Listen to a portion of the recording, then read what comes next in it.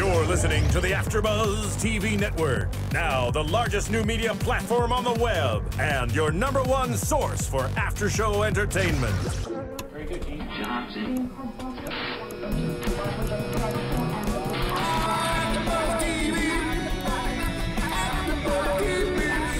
The AFTERBUZZ Studios in Los Angeles, California. Presented by Maria Menounos and streaming live thanks to Akamai Technologies. This is AFTERBUZZ TV's Shark Tank After Show.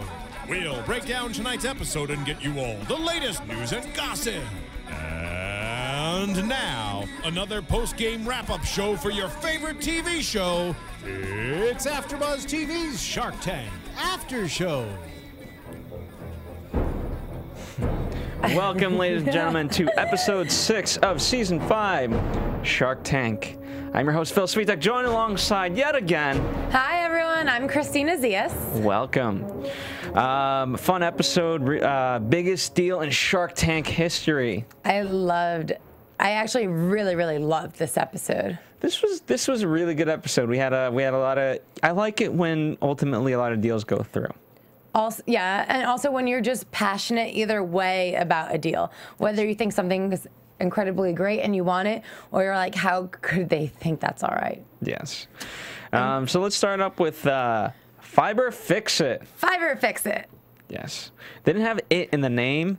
They just called it FiberFix, but I think they should call it FiberFix It. I guess. Well, I love their little slogan for it because it just makes you excited. Yeah. I feel like this is, I mean, you could have this on every household in America, but I feel like this is the perfect item for like a frat brother or for a college student. I just like picture people going around like, FiberFix It. And what would they be FiberFixing? Anything. You could FiberFix everything, obviously. Well, I think it's certainly more, for me, it's more of the handyman. Right, obviously. Like the Home Depots, the Lowe's of the world. So, you know, but I give them tremendous credit. You know, they had it. I mean, to invent something like this is insane. It's so great. Way better than duct tape. Way better, for sure. And I love the way, you know, the stool that they showed? Yes. So you just sand it down, paint it, and you have a brand new piece of furniture. Yeah. My dog bit part of my coffee table. And it looks awful. But like FiberFix, it would for sure solve that problem. There you go. That's what FiberFix It does. I know. I need to get it. Very interesting overall. I mean, you know, Kevin opens up with his regular deal of, like, hey, royalty, no equity. Of course. We've gotten that many times. They're asking for $90,000 for 10%, which is exactly what Robert. This was a really interesting one because everyone kind of, you know, was intrigued by it. They wanted to get in on it some way, somehow. Unfortunately, Damon had to pull out because of HSN. Yes, he said he asked them, "Hey, is this definite with QVC?" They said yes. Okay, for that reason, I'm out because I'm exclusively with HSN. Right. But did you think that he really wanted to do this and was like, "Can you get rid of QVC and let's do this"? Or did he kind of want it but not really care too much? I think that once he heard that, he's like, okay, let someone else have it. He obviously, I think if he really wanted to fight with them, like, listen, you haven't been on QVC yet. I can get this on HSN. Yeah. And make a deal as well. I loved when QVC was brought out. I was like, see, someone else can make a deal for QVC. See, and that's not just Lori. Yeah. See, okay, what bothered me about this, and then I've said this several times, we all know, if you're watching this too, you know I say this every week, but I love Robert. I just think he seems like a great guy. He's the first person, again, that said, let me see the product. He wanted to hold it. He wanted to see it, especially with the tent pole that they fixed. They compared with duct tape. I feel like they didn't take him seriously. And I don't know if they got this order from QVC or this potential deal with QVC, and we're like, all right, Lori would be perfect for us. But I think that a lot of times, like a lot of other entrepreneurs, they have a product and they automatically think Lori is the only shark they can work with. It's true. I mean, here's the thing. You know, each shark is kind of right for one thing, so you kind of have to go for it. Sometimes, you know, the shark may disagree and feel it's the right product for them, and then you also have to be open to that. Right. But Robert, how many times did he say his best friend runs $1 billion 16. 60? Was it 60? 16. 1-6. Okay, 1-6. Yes. Hardware store. Hardware store with 1,000 locations. That sounds almost too good to be true. And then after they had that product in there, then they could get it onto infomercials. Because I do think this is an infomercial golden product. Yeah, and, you know, I mean, it's very risky because, you know, if someone really wants the offer, and especially someone like Robert, I mean, Kevin can wait for the deal all day, but if Robert, you know what I mean? I feel like a lot of the other sharks, if they put out a good deal on the table, you know, and those guys aren't willing to take it, they'll take it back and be like, you know what? I tried. If you're, you know, you're insulting me. Absolutely. Well, what I thought was so ridiculous is that they were increasing their deals. They came in with 90%, 90,000 for 10%. They had no line of credit that they were interested in at all. And all of a sudden they come back asking for a $2 million line of credit. How do you go from 0 to $2 million? Just stupidity. That is ridiculous. Stupidity. But, I mean, here's the thing. Robert did offer them a $250 line of credit. Right. Which, since, again, if they're asking for no line of credit, that's a pretty generous line of credit. Correct. I love Kevin. Are you countering everyone's offer? No, we didn't think of yours. Yeah, except for yours. But here's the thing. You know, ultimately, you can't. Everyone wants to laugh at Kevin and things like that, but Kevin, you know, there is value to his deals every now and then. Absolutely. And you know, he said, I forgot what sales number he came in at, but he said, you know, you guys would, $100 million. You guys would be paying way less. Right. And what's that going to mean? Okay, so ultimately, who for you should they have gone with? It's difficult because I think that Robert and Lori offer two different things completely. Well, part of what makes it difficult is that my question is more under the assumption that they're not asking for the $2 million line of credit, because as soon as they asked for that, obviously the deals fell through. Right. You know, so forget about the $2 million line of credit. Okay, that doesn't even exist in this hypothetical situation. Okay. I think that. I think I would go with Robert. Robert. I think I would go with Robert. I just think the fact that he can get them into all these stores is huge. Yeah. And although I do agree with Lori, and I feel like especially with the holiday season coming up, this is something that every woman could buy for her husband. So then she can put the elephant in the room and be like, "Yo, you fix it." Yes. There Have them lying right next to each other. That's good. I like that. Cross marketing. I wish he asked them to. I wish they asked to work together. I wish that's what they countered with. That could have been. Because I think they could have been the perfect team. Yeah. You get locations and you get infomercials. What do you think? What would you have preferred? You know, Kevin didn't really explain. Oh, Kevin was. I wasn't even considering Kevin. I honestly, wasn't even considering Kevin. I would have considered Kevin. Okay. I really would. Yeah. Or Robert. I would have gone with Kevin or Robert. Okay. Yeah. I would have gone with one of those. But I do like your notion of teaming Robert and Lori together. Right. I think that could have happened. Definitely. And then let's ask for a $20 million line of credit. Why not? Why not? If we're going for it, we might as well go for it. Congratulations. I mean, ultimately it worked out for them. We're going to have to get some in here, by the way. Test it out. Yeah. Maybe we'll our engineer Steven, maybe we'll tape him to something and see if he can get out. That sounds like fun. Steven, what do you think about that? Oh man, that would be fun. Okay. Product number 2, which isn't really a product, it's more of a method. It's also a product. It's technically a product. Okay, you're a female. I am. Thank you very much. In case any of you were wondering, I am a female. Yes. All your life. All my life. Okay.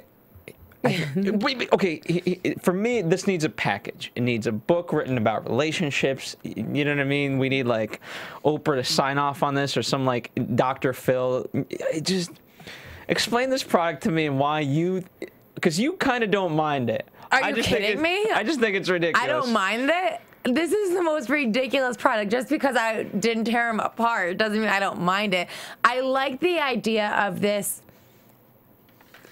coming with a package in a room of a marriage counselor. Mm-hmm. I would never get this. And if my boyfriend showed this to me, I would think it's absolutely ridiculous. It seems like you're selling a game, right? Think Monopoly. When you buy Monopoly, you get a set, you get some pieces, and you get a set of rules. Yeah. Here, you get an elephant with a set of rules of like, hey, honey, the toilet seat's up, or hey, the coffee counter got scratched up by our dog. Elephant in the room, you got to fix it. Like, it's just the rules. You know, again.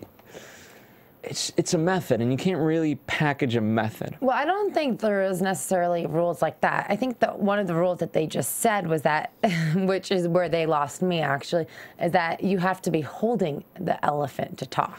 Okay, yeah. And there at that point, I was like, okay, now this is ridiculous, because I do understand the idea of it, and I think that if you are in a relationship, there's a lot of times, obviously a lot that goes on, that you need to talk about it with your partner, but you don't necessarily know how to bring it up. And I know many women do not like bringing it up.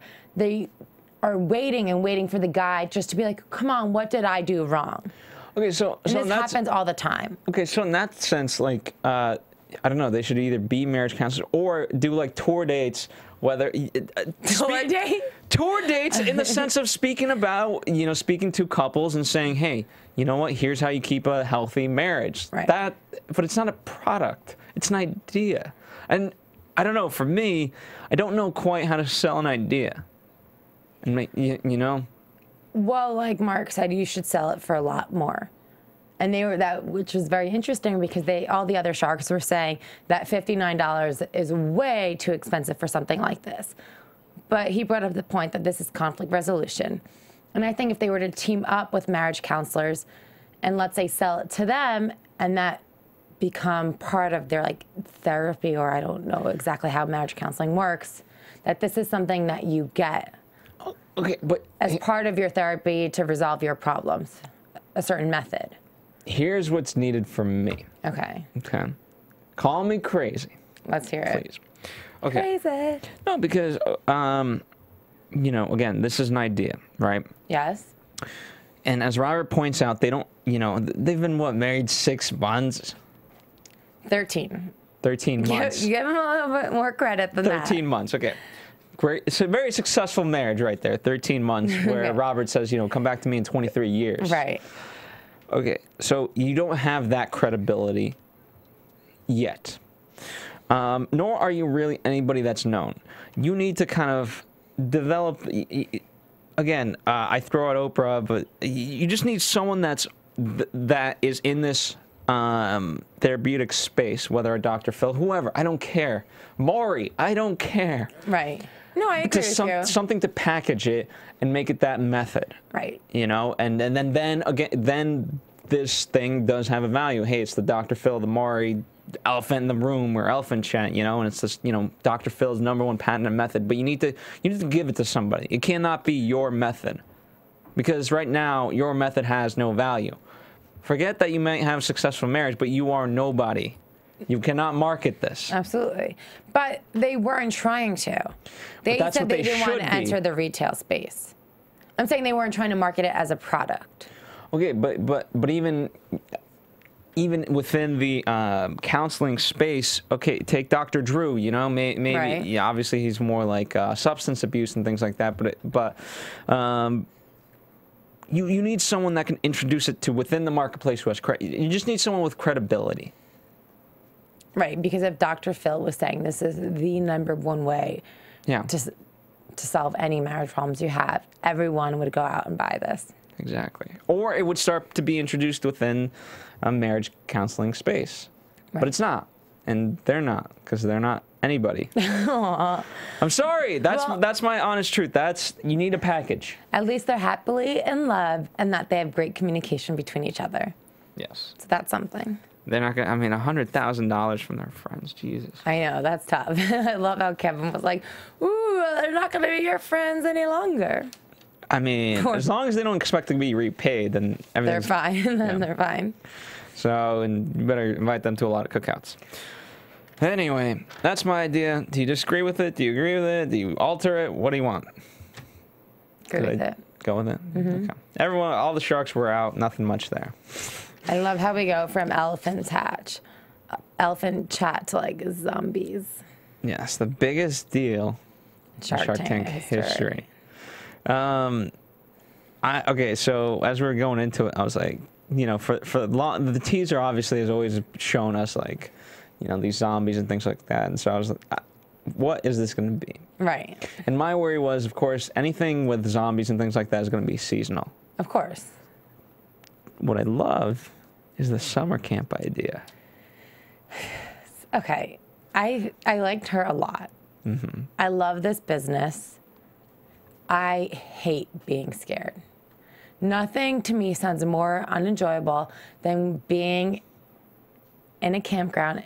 First of all, I'm scared of the dark. Forget about things popping out at me or like zombies or whatever. If I were in a tent at night waiting to be scared, I would just be crying the entire time. This sounds so terrifying and unenjoyable to me, but I think it's great that they're doing it. Yeah. Because I think I'm just not the right person for it, but I think a lot of people would find this very enjoyable. And it's a really cool, unique, different experience. Yeah. I just hate being scared. Well, I think a lot of the sharks love the idea. They just didn't necessarily agree with the valuation. Right. I wish they got scared. I wish they scared them a little bit more from all the different angles. I actually think the way they presented it was terrific. I agree, but like just someone behind Mr. Wonderful's chair that just popped out. Right, because it would be hilarious, at least for us. Yeah, go on. Have you been on the haunted hayride in LA? No, I have not. Okay, neither have I. It's always sold out. Oh, really? Just kidding. I don't know. Well, according to her, it is always sold out. I'm sure it is, but that's going to be my excuse why I haven't gone. Okay, that's fine. Okay, so she's asking for $2 million for 10%. Correct. Of the company. It's 17 nights as of now, once a year in October. Yes. They were making $1.8 million in those 17 nights, which is crazy. Yeah. That is incredible. But again, there was my worry that it's so, because, you know what I mean? Just like Halloween costumes. You saw those. It's very seasonal. However, I you know, they didn't get too much into it, and obviously I'm kind of fast forwarding a little bit, but experiential entertainment. I like that idea. I love that idea. For me, when I thought, you know, you could rent these zombies out to The Walking Dead or whatever, you know what I mean? There's so many like horror movies that are taping, and that's where it made sense to me. But I like the notion of experiential entertainment. Absolutely. And what I really love about it is the fact that, you know, sometimes with these, again, you kind of propel a movement. You know, while it may not be the most sound investment, it's also part of a greater thing that you're trying to do. You know, whereas Mr. Wonderful is all about money, and everyone else was kind of about the money. Mark was really, forward thinking. Well, he always does that, even with whatever he invests in technology-wise. I mean, as far as like sensors. The QR code. Yeah, you know what I mean? He's always about what's going to happen in the future, which is incredible, and why he does so well. And to a degree, Robert does those deals as well. You know what I mean? Right. Robert is willing to get behind passion as well. Definitely. Which I like. But not for nothing, this does have money behind it. It does, and especially with the summer idea. Right. You know, if you're selling out to 2,000 campers, I can only imagine. Let's say they pay, you know, I don't know what it would end up being, but I just figure there has to be a way to bring down the cost. For the haunted hayride. Because she said the summer camp was very easy and cheap to produce. Yeah, because there's already pre-established camps, and now you just kind of introduce, hey, you know, for 1 week out of the summer, we're going to do... Definitely. And then you just hire a bunch of zombies or whatever. Or you just tour, you know what I mean? Right. You know, from camp to camp, and you create tour dates. You know, I think that's fun. It's cool. It's definitely really cool. So yeah, that'd be a blast. And she has a background in promotions. They spend $300,000 on Clear Channel. Do you hear this on the radio? Because I hear their advertising all the time. Yeah. So. Unfortunately, I still haven't gone. I know, me neither, but that's okay. But a lot of the people I know, they like this kind of stuff and they really want to do it. I do the summer camp idea because that, to me, you know, it's camping. That to me is the real experience, not the kind of, because for me, you don't like horror to begin with, but for me, when I go to a haunted house, like I'm kind of going through and I you know, it's a small experience, but camping is camping. You can create a storyline behind it, like, oh, you know, it's almost like a murder mystery. Oh, this person died, and who killed them? Oh, it's the, you know. Right. No, of course, it's more of a game. Yeah. I know. The idea of being in the dark and getting scared is so terrifying to me. But what I thought was very interesting is how Damon brought up that this haunted hayride is going to be very different in New York. And it's really true because weather makes a tremendous difference. And I think that's one huge advantage they have in LA. But being an East Coaster and having family back east that complains to me continuously about how often it's raining, I think that this will bring some challenges for them. So let's put it in Dallas. Let's put it in other places. But they're going to New York. It's going to launch, they said, no matter what. Yeah. So hopefully they have a lot of success with it. Yeah. And anyways, Damon, who was concerned about that, was the person to make an offer anyways. Well, what I like to, you know, he says, I'm going to make you an offer that's going to scare you. Insult you. Insult you. Yeah. There you go. But I love how Mark was very strategic, and he knew he wanted to kind of do this, and so he waited. And she's like, can I counter offer, you know, $2 million for 20%? Are you willing to do that? Mark just gets up. Yep, I'm in. Let's go. He's like, done. I love that. Before Damon could even be like, wait, what just happened? Yeah. He just blows my mind. Everything that he does. Do you think Damon would have done it? For 20%? Yeah. Had he had the chance to even accept? I think that he would have countered to 30. Okay. And I think that if he had a little bit more of a chance and he saw how interested Mark was, then maybe. Yeah. I mean, but what do you think Mark's a better partner? What do you think Damon would have brought to the table? Money. That's it? I mean, because what's great about Mark is that, you know, again, very short time spent on it, but he believes that, you know, he believes in this. And so I think it's going to be a passion project of his. And I think this could be great to be brought to the Dallas market as well. Yeah. Which obviously he has a lot of control over. So. Yeah. I think it was a good deal. I think it's a great deal. Sorry, Damon, you lost out. Yeah. This is gonna be fun. You snooze, you lose. I'm signing up the staff to do an AfterBuzz camp trip. Oh my God, I'm not coming.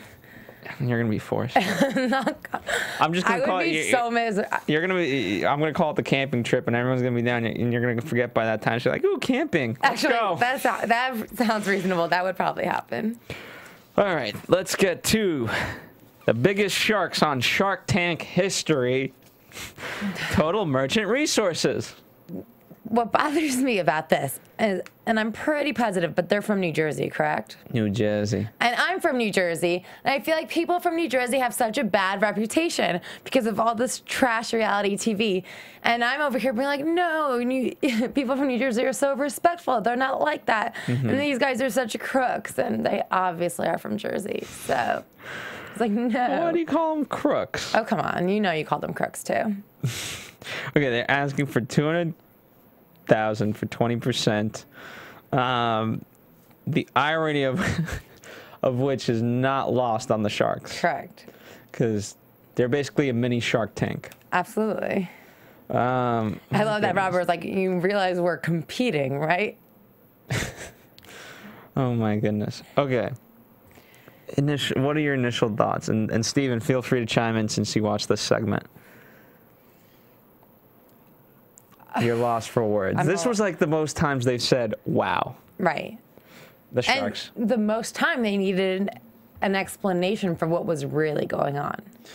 Because they didn't explain. They didn't know how to explain anything. The only thing that really made it clear to them was that it's a Kevin deal. Correct. Where basically you're giving up royalties instead of equity and this and that. But, you know, when they asked about the terms, they asked about this, and they didn't, it seemed like they weren't very knowledgeable About what they're doing, or they didn't know how to explain it very well. What I found for me... Which isn't very good. And no, it's not very good. What was most interesting for me, and this is quite unfortunate for them, but how quickly the Sharks were out and what their reasoning behind it was. Whether they just didn't want to be involved in this type of deal, or they just weren't unsure of it. Damon didn't even have an explanation. He just said, I'm out. Mark's explanation was how the government can come in and kind of shut this down. So. Yeah, more or less. And he also brought up the notion of, you know, when this goes haywire, they're going to come after the guy with the deepest pockets. Right. That's me. It's a good point. Very good point. So, so they're out. Oh, would you goodness. Would you go to them if you needed a $20,000 loan? You couldn't get it from the bank? Would I go to them? No. It's a dangerous proposition. Why do you think so, Stephen? Because if you want to put in like a metaphor, it's keeping your boat afloat. If you have a boat that's gradually filling with water, it's basically saying, hey, I'll take 2 gallons of water out, but until that 2 gallons of water goes back in, I'm putting a hole in your bucket. I mean, they're taking a lot of the profits of the company. Like, let's say the company needs $20,000 for, let's say, okay, his example was a new air conditioner. Right. And their profits are $500 for one night. Okay, well, out of that $500, it depends on the percentage they're taking, but if they take $100 out of that night or take $50 out of that night, the whole budget for the business is based on making that $500 that night. So it basically ruins their whole year-long budget as they're taking this money out, because other things are going to fall through now that they don't have the money to spend on it. So it's really just... People have to be really desperate to go into something like that. They're either going to fail or they're just going to delay the inevitable with something like that, unless they get bigger in the next time before they pay the loan, because it's really a dangerous investment. See, I think it's interesting that you aren't interested at all because you like Kevin's deals. I like Kevin's deals, but I don't like them. Well, that's completely different. I don't like them at all. I would not go into business with them. They don't even know what the hell they're talking about. I mean, okay, Lori asked about their experience. You know, one guy's worked in mortgage for 10 years, the other guy 6 years, and was hired as a manager by this guy. Right. For me, I also want to know, okay, what's the marketplace? Are we just sticking to New Jersey? Is it like, are we talking about Trenton, New Jersey? Like, what's the scope of all these loans? Right. Like, who's your demographic? Yeah, you know, and there's so many factors involved, and yeah, you know, and here's the thing, they have great testimonials now, but what happens when people realize that they got to pay off the stuff? I don't know. Well, you know my feelings towards them. I said from the beginning, they felt like crooks. I don't know, I know this is awful to say, but they reminded me of Harry and Marv from Home Alone. Okay. They just did. Yeah. Here's the thing. I think, you know... Obviously, it's not a good thing. The business is non-proprietary. As Kevin said, you know, I could start this up tomorrow. Right. But, you know, he calls them good foot soldiers. And so if we're going to do this, I want 50% because of everything that I bring. Right. Here's the thing. And I think it was Stephen who made the point. If they are so indecisive where they can't make a decision, they have to literally flip a coin. You don't want to work with them. No. That was bad. Here's the thing. It's a great business for Kevin to get into. As everyone's pointed out, this is the business that Kevin should be in. He's the only one who can make such a deal. But I'm surprised at them for making it with them. Like, the fact that he still wanted to do it. But this is the ultimate Kevin deal. He's all about the money. And all he normally offers is royalties. So he's the only shark who I feel like completely understands exactly what they're doing and can offer them a lot too. 50% though, that's a big portion of their company. What's the budget for getting them out of jail every 2 weeks? I don't know. We need that credit line. Get out of jail free card, that's what they need. My goodness. I mean, to me, this was the most ridiculous pitch. My God. Did you think this was more ridiculous than Elephant Chat? At least Elephant Chat. You know, At least they got a deal. They got a deal. They had some heartbeat. No, Elephant Chat didn't get a deal. No, I'm saying TMR. Oh, okay. Yeah, no. I prefer Elephant Chat. That's because at least I know how to package it. I know how to package Elephant Chat and get it out there. This total merchant resources, like you just mini sharks. Yeah. Ridiculous. Just absolutely ridiculous. All right, let's move on to the update of the week. Shell Bobber. I don't really. It's the more I'm watching this season, really kind of engraving in my mind, the more I'm forgetting about the past seasons. Absolutely. Likewise. So with shell bobbers, you know, I kind of vaguely remember them, but not really. I get it's a fishing bait. Is that what they're selling? Yeah. Right. So they've got 3,500 square foot facility, and they make, instead of making 100 a day, they now make 25,000 a day. That's incredible. That's it. That's a great percentage of increase. Absolutely. And what struck me the most was how proud they were that everything is made in the USA and how they're offering all these new jobs in their hometown. Yeah. I think that's really incredible. I think so too, and again, especially, you know, during these economic times. Again, it's tough, and so it's great when you can expand the job market. Absolutely. And now they're projected for $1 million in the next 12 months. It's great. Which is huge for making 100 products a day in the very beginning. Yes, indeed. So shell bobbers, gotta give it to them. Absolutely. And, you know, another deal gone successful. We didn't get the, you know, they usually talk with, you know, the sharks. And Yeah, like on like the Sprint specifically phone. Yeah, or wherever it is. And they didn't talk to Mark. He didn't have that line of like, great job, guys. That's funny. But you're right. I didn't realize that, but now that you mention it, it's absolutely correct. They did not. So, all right, let's talk about next week. And now, your AfterBuzz TV predictions. We get a new shark. Oh, that's right. I'm trying to think. I'm like, what's for next? That's very exciting. Yes, it is. Do you sometimes wish we could see all the sharks on the panel together? I wish, you know, we stick to 5. I'd love to see what would happen if let's say we had 10. Wow, that's a lot. That is a lot. I want a lot, because then it just changes up the dynamic. Because then, okay, you know how, pardon me if you guys don't watch the show, but in the Voice, right? Because you kind of, if you're looking in the Voice when they're selecting, you know, the contestants and they have to buzz, you know, right. There's always that anxiousness. Okay, is Kristina, you know, gonna select them? Or if she is, I'm gonna hit the buzzer too. Right. You know, so with having 10 sharks, you know, in the case of Elephant Chat, maybe someone would have made a deal, just out of craziness of like, is Mark gonna make a deal? Oh man, if Mark makes a deal, it could be very successful. But then I should make a deal. What kind of deal am I gonna make? And then it's just like all the sharks just again now they start fighting with each other. And, absolutely. And it's just, I mean, think of Barbara and Lori. They have been a firecracker now that they've been together on this season, and I think it would be great.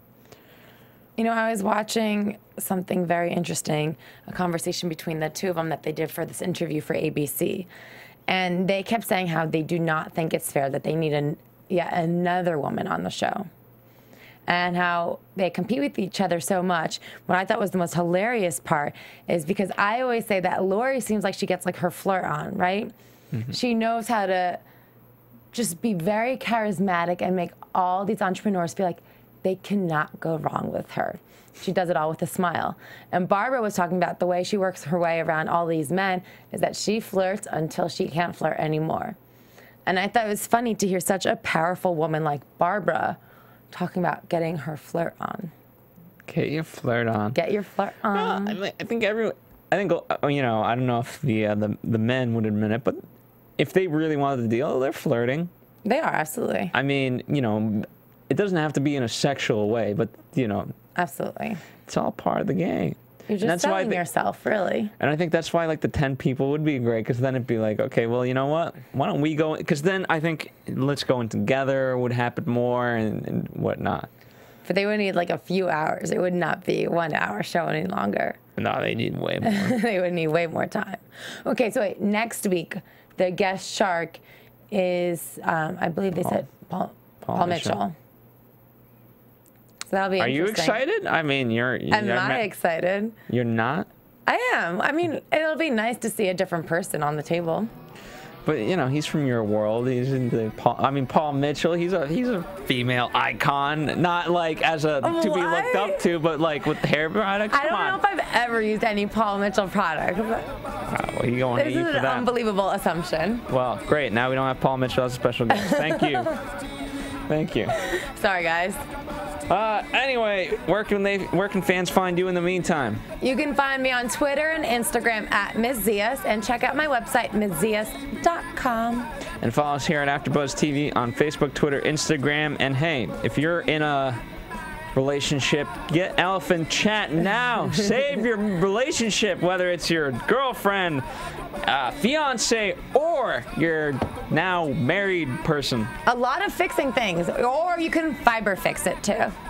Why don't you FiberFix yourself, where you guys just tape yourselves to each other, so that way you can't help but stay with each other and work out through your problems. Communicate your problems. That's right. FiberFix, it does it all, including relationships. But you do need the elephant to know who's going to talk. Anyway, we'll see you guys next week. Thank you for listening. From executive producers Maria Menounos, Kevin Undergaro, Phil Svitek, and the entire AfterBuzz TV staff, we would like to thank you for listening to the AfterBuzz TV network.